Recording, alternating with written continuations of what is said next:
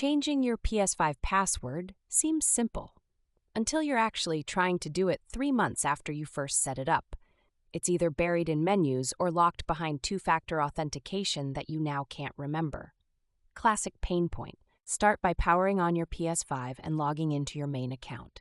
If you're already locked out, don't worry. I'll explain what to do in that case in a bit. But for now, just assume you're in and ready to go. Head to Settings. It's that small gear icon in the upper right corner of the main screen. The thing about Settings is that it always has more options than you expect. But Users and Accounts is where you'll want to click here. Once in Users and Accounts, you'll see a list of categories. Go to Security. This section hides all the fun stuff, your passwords, two-factor, and sensitive account details. Think of it as PS5's inner vault. Now, click on Change Password. Here's where things get tricky. Sony's going to ask you to confirm your identity.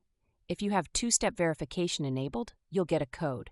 If you don't, they'll email you a reset link. Don't skip the email step. It's mission critical. Here's where people get stuck. If you don't see the reset email, check all the folders: promotions, spam, junk, the weird one labeled updates.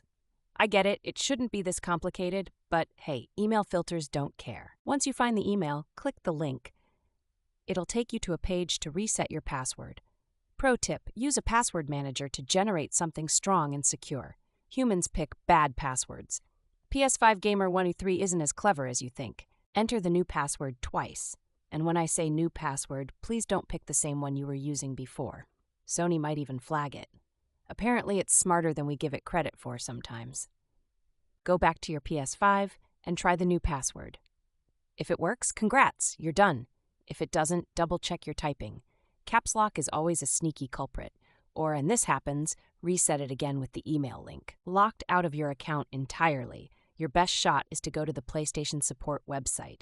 They have a Recover Account feature that walks you through what to do without logging in.